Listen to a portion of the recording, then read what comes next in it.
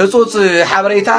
ኦርቶዶክሳውያን ምእመናን በስመ አብ ወወልድ ወመንፈስ ቅዱስ አሐዱ አምላክ አሜን። ሰላም ጥዕና ሃበለይ ናጋ ዓለም ፍጡራን ዝኾንኩም ናይ እመቤታችን ቅድስት ድንግል ማርያም ደቅቡም ለኹም ኣብ ውሽጢ ዓድን ደገን ኮንኩም ነዚ መንፈሳዊ ዩቲዩብ ቻናል ተከታተሉ ህዝበ ክርስቲያን ኣሕዋተይ ለሞን ከም ተልሙድ ብህጹጽ ዝኾነ ሓበሬታ ተመልስና ተረኽብናልና ኣብ ናይ ለማዓት ህጹጽ ዝኾነ ሓበሬታና ብዙሓን ኣቦታት መንበር ሰላማ ትግራይ ህጹጽ ኣኼባ ከም ዝፀውዑ ተፈሊጡሎም እቲ ዝፀውዕዎ ኣኼባ ያው ብስልኪ ምዃኑውን ክንፈልጥ ክኢልናልና ህዝበ ክርስቲያን ኣሕዋትና ዞም ምንጭታትና እውን ክትለብልና ክነምፀልኩም ኢና ሕጂ ግን ቅድሚ ናፍቲ መልእኽቲ ምባልና እዚ ቪድዮ እዚ ኩሉ ሰብ ክሪኦ ኩሉ ሰብ ምእንታን ድምፂ ክኸውን ናብ ኩሉ ሰብ ምእንታን ክበፅሕ ላይክ እናገበርኩም ሸር እናገበርኩም ጀምሩ ህዝበ ክርስቲያን ኣሕዋተይ ሕጂ እስኪ ናፍታ ቪድዮ ከብለኩሞ ተመሊስና ክንራኸብና ህዝበ ክርስቲያን ኣሕዋተይ ህጹጽ ሐበሬታ ኦርቶዶክሳውያን ምእመናን ሰላም ጥዕና ሃበለይ ክቡራትን ክቡራንን ናይ ቲክቶክ ቤተሰበይ ወይ ድማ ተኸታተልተይ ኣቐዲመ ሰላም ኣምላኽ ምስ ኩላትና ይኹን በብዘለኹም በሰላምኩም ይብዛሕ እናበልኹ ንሎሚ ድማ ሓደ ህጹጽ ሐበሬታ ናባኹም ከብሌ ከምቲ ልሙድ መልእኽትና ናብ ብዙሓት ምእንታን ንክበፅሕ ነዚ ቪድዮ ሼር ላይክ ኮፒ ሊንክ ሪፖስት ምግባር ከይትርስዑታ ጽባሕ 20 ሓምለ 2018 ዓመተ ምህረት ብፁዓን ኣቦታት መንበረ ሰላማ ኦርቶዶክስ ተዋህዶ ቤተክርስትያን ትግራይ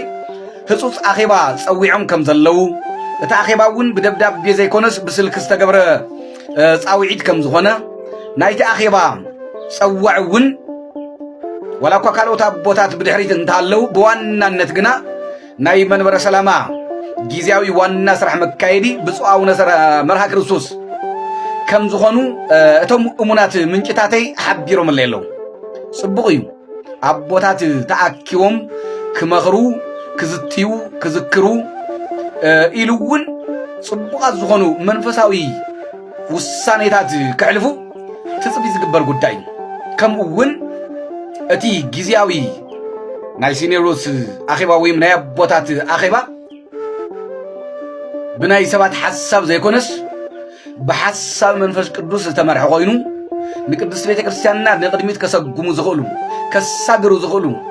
ሓሳባት ወይ እንደገና ውሳኔታት ዝሓልፍሉ ኣኼባ ኮይኑ ንክሓልፍ ናይ ኩላትና ጸሎትን ትምኒትን ኩላትና እውን ብጸሎት ክንሕግዝ ይግባአና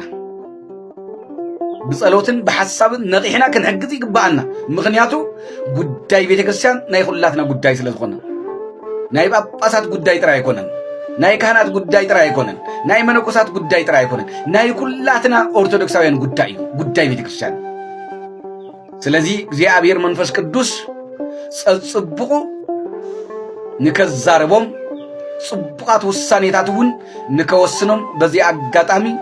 ትምነተይ ይገልጽ ይፈቱ እዚ ካብልኹ ካብቲ ኣኼባ ከም ኦርቶዶክሳውያን ምእመናን እንታይ ትጽቢት ንገብር ወይ እንደገና ካብቲ ህጹጽ ኣኼባ መንበረ ሰላማ ወይም ኣቦታት መንበረ ሰላማ እንታይ ትጽቢት ይግበር ዝብሉ ተወሰኑ ነጥብታት ከቐምጥ ሓደ ወይ እንደገና ፈላማይ ዓብይ ውሳኔ እንጽበዮ ውሳነ ናይ ምሕደራ ለውጥ ክገብር ክእል ኣለዎ ናይ ኣመራርሓ ማለት እዩ ናይ ኣመራርሓ ለውጥ ክገብሩ ትጽቢት ንገብር ኣብዚ ሕሳብ ብፁዕ ኣቡነ መርሃ ክርስቶስ ናይ ዞባ ምብራቕ ዓዲግራት ሃገረ ስብከት ሊቀ ጳጳስ ዋና ስራሕ መካየዲ ኮይኖም ብፁዕ ኣቡነ ኣረጋዊ እንደገና ዋና ጸሓፍ ኮይኖም ነቲ መንበር ይመርሕዎ ኣለዉ ኣብናታቶም ናይ መሪሕነት ግዜ ግና እቲ መንበሪ ንቅድሚት ፍሒት ክብላ ይኽኣለን የግዳስ ሓሊኾም ሒዞም ተስ ብግጉይ ዓላማ ተስዓን ክእለት ዕንክሊል እዮም ዘብልዎ ዘለዉ ንቅድሚት ክስጉም ኣይከኣለን ኣብናታቶም መሪሕነት ብጣዕሚ ከም ኦርቶዶክሳውያን ተጋሩ ርእስና ዘድነኑ ምሕፈር ዝኾኑ ስራሕቲ ምሕፈር ዝኾኑ ድራማታት እዮም ተፈጺሞም ዘለዉ እቶም ገበርቲ ወይ እንደገና ስራሕቲ ድራማ ሕጊ ሒዝዎም ኣሎ ናይ ባዕሉ ውሳነ ክዕርፍ ኣብ ግዜኡ ኮይኑ ግና ነቲ መንበር እውን ዓብይ ዕንቅፋት ስለ ዝኾነ ነቲ ኣገልግሎት ቤተ ክርስቲያን ነቲ ኣገልግሎት መንበረ ሰላማ እውን ዓብይ ዕንቅፋት ስለ ዝኾነ እቲ ዝኽየድ ዘሎ ኣካይዳ እዚ ዝኒሁ እውን ብናታቶም ብናይ ኣቡነ ኣረጋዊን ብናይ ኣቡነ መርሃ ክርስቶስን መሪሕነት ዝተበላሸወ ብልሽት ስለ ዝኾነ ነዚ ኣብ ግምት ብምእታው እዞም ኣቦታት እዚኦም ብህጹጽ ክቕየሩ ክኽእል ኣለዎም ብህጹጽ ማለት እዩ ናይ ኣመራርሓ ለውጢ ክገብር ኣብዚ ኣኼባ እዚ ለውጢ ክግበር ዓብይ ትጽቢትና እዩ ማለት እዩ እዚ ትጽቢት ንገብር اتخلأي درجة دجنا ويم كالأي تطبي زجبرلو نتبي عبي نتبي بيهره حق مالتيو حق بيت كريستيان زس أدق حق مالتيو بزي منم مشررة بزي منم وعلى الحدر ناب بايتا وريدو ناب أهي قرص بكت ناب ورداتات ناب أطبيعتات وريدو أبصرح كوعل حزي تبكز غنا وسانة أبوتاتنا كتوسنو كتعلفو ممرح كتوردو نزبزنيو ممرح زي يقبل بهر حق وين دغنا حق بيت كريستيان نبايتا وريدو أبصرح نكيوعل انكفات نزخونو أهي قرص بكتات نا أهي قرص بكتات حالفتي يخون خالوتات منفساوي زخونه سقمتي وين دغنا من محدراوي زخونه سقمتي اتوسدلو وسانه ويم ناي وسانه نطبي كتقمطو تطبيت نقبر مالتي سلازي بهصوص بهرغنا بايتا وريدو ابصرح نكعول هصوص وسانه نكتوسنو ጥብቅ ውሳኔ ንክትወስኑ ትጽቢት ንገብር መንበረ ሰላማ ስንክል ወከለሎ ሁሉ ስኑ ከም ዘይብሉ አረጊት አንበሳ አብላዕል ኮይኑ መልክዑን ድምጹን ጥራሕ እና ተራእይና ተሰምዐ ስቁል ክነብር ይውሉን ወይ ክህል ይውሉን እንድሕር ህሊ እንደገና ስራሕ ክሰርሕ ይኽእለሎ ዝኾነ ሃገረ ስብከት ንመንበረ ሰላማ አይምራሕን እንታይሉ በህገ በብሔረ ህግ አይምራሕን እንታይሉ ታይ ገብር ዳ መንበረ ሰላማ ከፊሉ ታይ ክሰርሕ ዳ መንበረ ሰላማ ከፊሉ ታይ ክሰርሕ ዳ ጳጳሳት ኮይንሁም ሓደ ስራሕ መካይድ ገንዘብ ስለዘለዎ ኦዲት ዘይግበር ገንዘብ ስለዘለዎ ከምን በዓል መቀለ ሃገረ ስብከት ማለት እዩ بحق من بيت كريستيان زي مرح ببهر حق زي مرح عند الخوين أبزبزنيهم منفساي زخونة وين دكنا محدراوي زخونة سقمتي كوسر زي خل منبر انتاي داك جبر تاي مالتي منبر مالت زبل نجر أو زي زنيا جم أب جمت أديهم هسوس وين دكنا تبك زخونة وسانية كتوسنو حزون بهر حق بزي منم مش شرراف بزي منم وعلى الحدر نبايتا وريدو أبسرع نكوعل ውሳኔ ከተዕልፉ ትጽቢት ንገብር ካልአይ እንደገና አቦታትና አመንጎም ዘሎ አፈላላይ የሎ በጣም መሕፈር ዝኾነ ልክዕ ከምቲ ኣብ ፖለቲካ ዝረአናዮ መሕፈር ዝኾነ አፈላላይ ከም ተጋሩ ርእስና ዘድነነና አፈላላይ ማለት እዩ ኣብ ኣኻትኩም እውን ብዝገደደ መልክዕ ይርአይ ስለ ዘሎ እዚ ብዝኒዮ ናይ ውሽጦም አፈላላይ ማለት እዩ ናይ ውልቅኹም ሓሳብ ገዲፍኩም ኣብ ውሽጦም ዘሎ ህልኽን ድሌትን ገዲፍኩም ስለ ቤተ ክርስቲያን ኢልኩም ስለ እግዚአብሔር ኢልኩም ስለቲ ኣብ ድሕሪትኩም ዘሎ ምእመን ስለቲ ትማሊ ንስኻትኩም እውን ናብ ዝሕዝ ዘለኹምዎ ክብሪ ንክትመፁ መንበረ ሰላማ እውን ንክምስረት ዋጋ ዝኸፈለ ምእመን ኢልኩም ማለት እዩ ኣፈላላይኩም ብመንፈሳዊ ምይይጥ ብመንፈሳዊ ምኽክር ንክትፈትሑ ናብ ሓደ ንክትመፁ ብሓደ መንፈስ ኮይንኩም ውሳኔታት ንክትውስኑ ትጽቢት ንገብር ማለት እዩ አፈላላያትኩም አጥፍኡ ስለ እግዚአብሔር ኢልኩም ስለ ቤተ ክርስቲያንኩም ኢልኩም ስለቲ ትመርሕዎ ዘለኹም ምእመን ኢልኩም ስለዚ ተሸኪምዎ ዘለኹም ስለቲ ተሸኪምዎ ዘለኹም መንፈሳዊ ሓላፊነትን ሓደራን ኢልኩም ኣብ ውሽጥኩም ዘሎ ህልኽን አፈላላይን አጥፍኡዎ አወግድዎ ላብ ሓደ ምጹታ እዚ ትጽቢት ንገብር ብራብዓይ ደረጃ እንደገና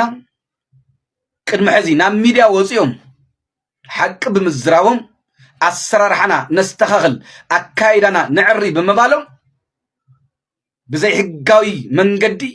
ብዘይ ሕጋዊ መስርሕ ብደብዳቤ ዝተባረሩ ናይ ቤት ጽሕፈትኩም ሰራሕተኛታት ኣለዉ ከም እንበዓል መርጌታ ጽጌ ገብረስላሴ ከም እንበዓል መምህር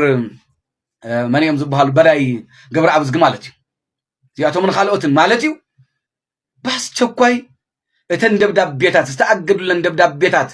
ተቐዲደን ናብ ስራሕ ቦታኦም ክትምልስዎ እዚ እውን ትጽቢት ንገብር ናብ ስራሕ ቦታኦም ምስተመለሱ ምናልባት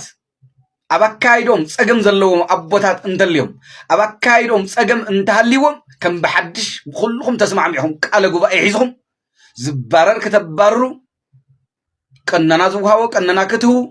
ተቐፅዒ ዝቕፅል ክቕፅል ክትገብሩ ምንም ዘይብሉ እንደገና በቲ ዝነበሩ ቅፅል ክትገብሩ እዚ ካባኻቶም ትጽቢት ክንገብር ብተመሳሳሊ ኣብትናታቶም ቦታ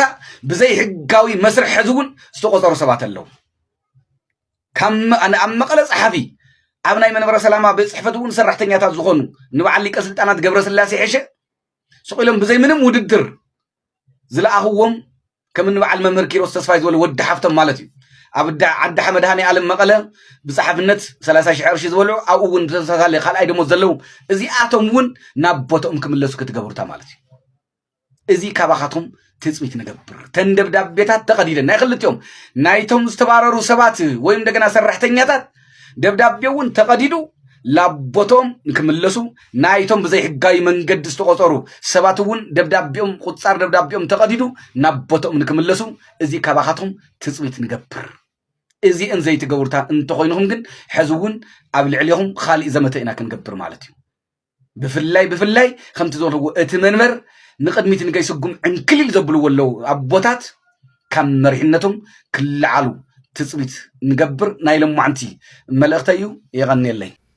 صبغ مهزبك سان حواتي تمليسنا تراخيرنا لنا حيلو لحونا هو مبرهاري رئينا يون سمعنا يون تمليسنا لنا كنتي أمؤتاوي زولكو هزبك سان حواتي يو بطوعن أبوطا هتوز آخرا كم زكايلو كافت حونا وين كم تسمعنا يو هتوز آخرا كم زكايلو يو تحاوريتا بسحنا زولو هزبك سان حواتي يو من جنا دمو كابزي حونا زي كم دوسركو بزاقات أمزي كتفلتنا وني لل هزبك سان حواتي أبزي بزوح تسفان قبر هزبك سان حواتي بزوح تسفان بتريد ما عدنا أبزلت له ساعات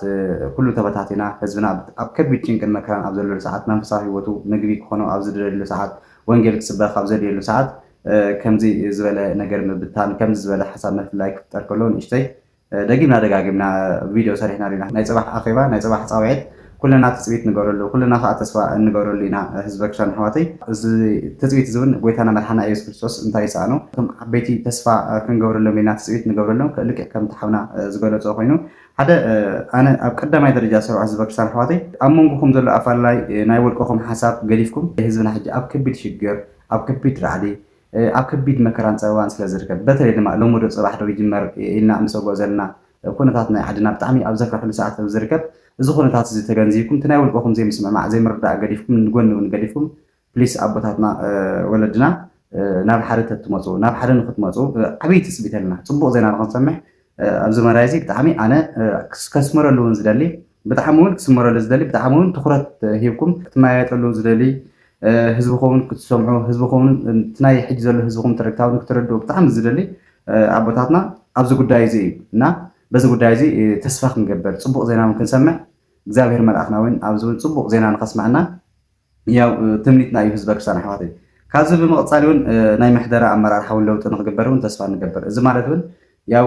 እቲ ኩለና ተስፋ ንገብሮ ዓይነይ ህዝበ ክርስቲያን ዓይነ ትግራይና ኢልና ተስፋ ንገብረሉ ንምክሕሉን መንበረ ሰላምና እውን ናብ ቦትኡ ተመሊሱ ህዝቢ ብቕንዕና ከገልግል እቲ ገጢሞ ዘሎ ሓንከስከስ እቲ ገጢሞ ዘሎ እቲ ዘይምዕሩይ ዝኾነ ምሕደራ እውን